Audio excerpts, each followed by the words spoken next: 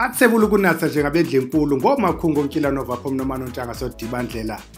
Wednesday is the 5th of January 2021. Ithi ke wena muntu obuthanda iziyunguma ungakhathazeki kakhulu kuba kaloku uya only left with into engange 360 days.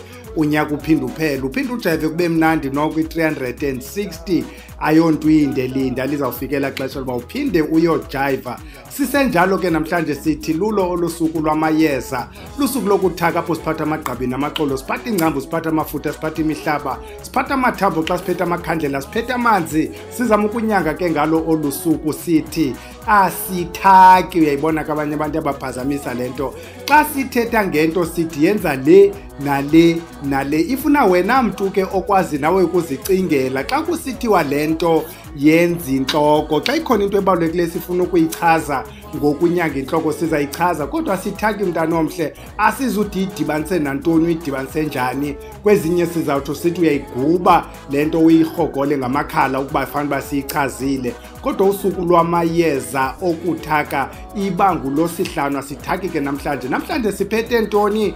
Siphethe lento kuthiwa ngumafevuka. Siphethe idangabane namhlanje, iyeza lokuthi noba bathi bakugqibile uvuke njengalo idangabane. Sithi wena mntu kofuna ufunda ngamayeza, mhlawumbe uthi lento yacotha lento ufunda ngedangabane, uphinde uyofunda ngenye into ngolosithathu olandelayo. Ufuna usijoyina abasabhalisa ke abantu isaqhuba laa nto nje bayisithi 5th January ngemonth end kaJanuary yavala. First week of February iyaqala iclass is online. Sisebenza lento kuthiwa nguZoom. Ithi lento to be part of iclass sifuna uba ube naye uWhatsApp because that's how we send documents, videos and so on. Masingene kuyo ke sithi umafevuka njengedangabane. Mafavuka ubhele kumafevuka lokanye abanye bathi mafavuke njengedangabane. Siphethe elo yeza elifa livuke. Liyafumaneka ke liyeza emanzini kwindawo ezinamanzi ahambayo, liyafumaneka nasezigadini. Ungadeke mntana omhle caca uba uzayokhangela emanzini. Nansi ke into abantu bamayeza bazoba specific bathi eli silifuna idangabane lelasemanzini. What we have learned, there are many types zayo le plant, Commelina africana. Whether uyifumana emanzini, uyifumana ezantsi kwegadi, ifumaneka kwindawo enamanzi. It means igadi yakho kufuneka ibe igadi ewagcinayo amanzi. Sifumaniseke ukubana whether usebenzisa le yasemanzini, meaning apho kwamba khona amanzi, okanye usebenzise le yangasegadini, sifumanise ukubana in terms of chemical composition wena ofuna utreata medically they are the same danomhle. Apha sikubekele the second one. You see on your left right now kukho lena ine flower yellow, and then on your right kukho lena ine flower ngu-blue lwana, enye yi-africana kanti enye yabona bendifuna ukuthi iBangladesh ngoku eligama ngakwazi ulibiza kakuhle,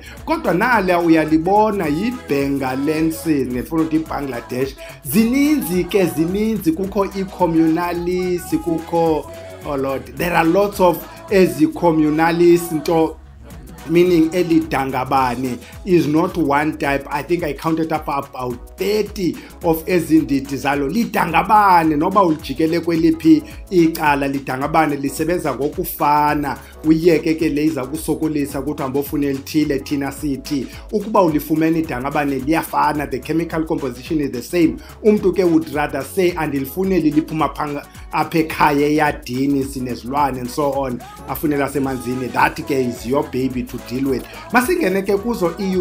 Lento iyaphekwa abantwana abahle kumazwe njengoKenya, kumazwe njengoTanzania. Iyi-vegetable bade bathi isubstitute izinto ezi-leafy greens. Most of the time bayaba bayolifumana ezigadini, abanye bambe bolifumana kwezo ndawo zinemigxobhozo. Liyaphekwa lityiwe, kanti abanye bathatha kwawona lamagqabi, they make lento kuthiwa yi-infusion. Yabona ke infusion, you don't cook, is not decoction. Ubilisa amanzi ufake eligqabi. For wena mntu une-fever, wena mntu une-colds, wena mntu othi uqalwa yingqele, uyayiphunga ke kulena igame. It's up to wena ke ufake zibharha, ufaka amaqwili, lo mayeza ahambelana nomsindo wakho esiwazi bayasebenza kwakuyo the same thing.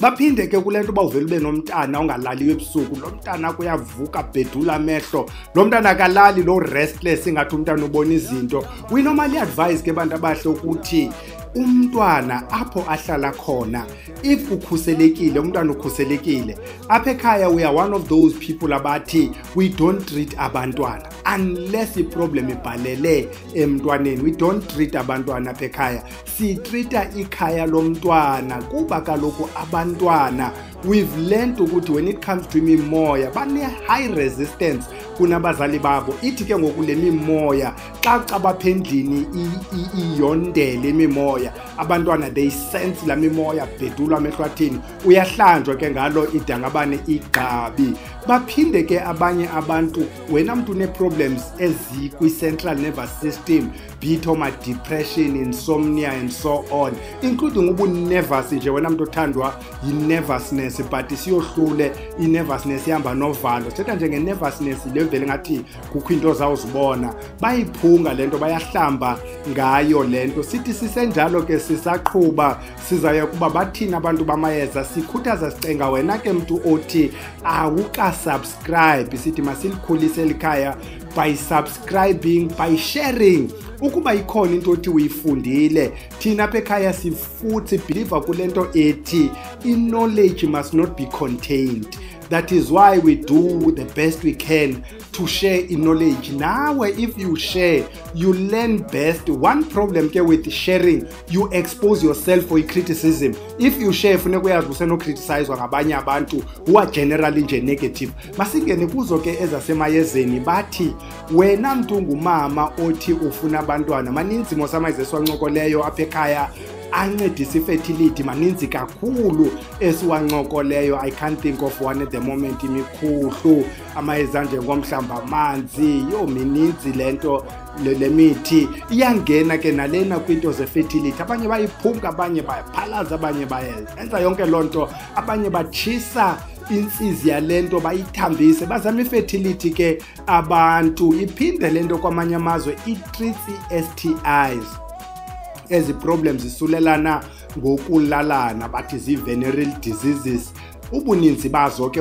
gonorrhea syphilis and most of zona but siye sikhuthaze mos ukubana khawuye kumtholampilo uske ke ngoku you know as STIs I worked at clinic for those who didn't know we've realized the clinics koni STIs over leno ayinyangeki umuntu ayozenzela ibhotile because zikhona izichitho ezithatha ishape ye STI uyawuske xa ubona ba lento nonko ayitreateki zi-Bactrim ayitreateki zi-doxycycline ayitreateki abanye abantu they take any antibiotic including i-Bactrim abanye they will take azithromycin treated the same STI so uyabona zitreateki hayi wena mntana omhle khawuthathe lena into ujonga izokuzamana kwizilwane nezichitho wena muntu othi uyaleqwa bayichaza kweyichaza ke lento ukuba bayenza njani for izilwane nezichitho abanye bayidibanise namayeza asemanzini ininzi lento bayidibanise namayeza njengebhuma namanye intebe kunyangwa lento yezilwane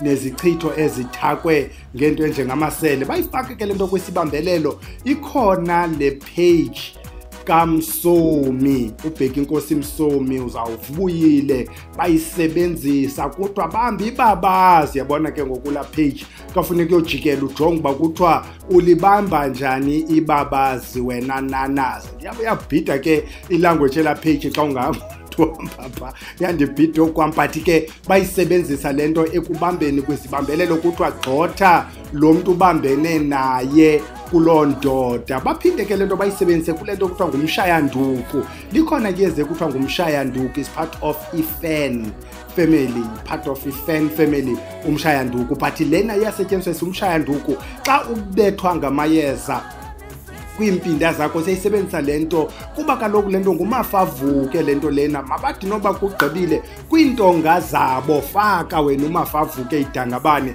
ukwenzela intonga zabantu abakuleqayo zibuyele back kubo njengeswazi lomngcunube uyayiva sawuze siliphathe ke eloswazi ngenye imini kuvuka kwabafile ke lona yilonto kuthiwa ngumafavuke. Wena mntu bathi bakugqibile bakulalise phansi apho sifaka khona omahlabe kufeni ontsuku mbini nenye inqwaba yamayeza ophinda umva impinda sifake liyeza. Xa besithi bagqibile ngawe sebekubale ukuba wena bye ngawe, uvuke mntana omhle. Iyaselwa lento njengoba sithe iyatyiwa lento kwayi-veg, asithi uyi-overdose even though we've checked asibonanga zi-signs zokuba xa uyi-overdosile kwenzeka ntoni. It means kusenongabikho nto, we don't know, but ke yisebenzise kulo mntu ugula kakhulu. Nakwizinto ke ezinjengamabekelo, ezo zinto zikumila kunjalo, kumayeza okuthoba, ingaske ke amayeza asemanzini uwadibanise, uyidibanise namanye amayeza. Intekwane umzekelo, intekwane sisebenzisa ke igaqa elilingaphantsi nothi elagqabi. Nantso ke into ebesiyiphethe ke kamafavuke njengedangabane. Ilishwa ke lumntana omhle lokuba lukhula olwayonto unokuyithenga evenkileni. Look at the picture. Iya kwindawo ezinemigxobhozo, uzafika ikhona lento emigxobhozeni alongside imilambo, ingakumbi imilambo emincinci ehambayo. Ufumanisa uba nansi yalento ide ngenye ixesha istock esi sifuna uba bupeplish okanye nje bengu-greenish, ufika iziheri xa uyiqwalasela. Xa uyijonge from a distance ungathi uthi ngumbona, ingakumbi xa isakhulayo cima ngumbona omtsha osaqala ukhula. Lilo elo idangabane lithatheke mntana omhle yolisebenzisa. Wena mntu around undabakazi, yafumaneka kakhulu ezigadini, ingakumbi kweziyadi zilapha kanye kweendawo zisezantsi xa isondela emilanjeni. Nalo ke idangabane sithi khawulifumane ulisebenzise. Wena mntu othi usafuna amayeza, ke akhona amayeza apha ekhaya, iikhombo, ii-prices zizawunyuka mntana omhle ukuba ukhawuleza wafika kungekanyuki, kodwa sizawunyuka ingakumbi ezekhombo ezingazukhawuleza unyuka zezizo abono-11 bamayeza. Uyaqaphela ke abono-11 sibaphungule because iyasokolisa into yabantu umntu athenge into ye-20 alindele uba uzawumposela kwangala 20 so we're getting rid of abono-11. Yeke ke bhele siyodibana Friday camagu.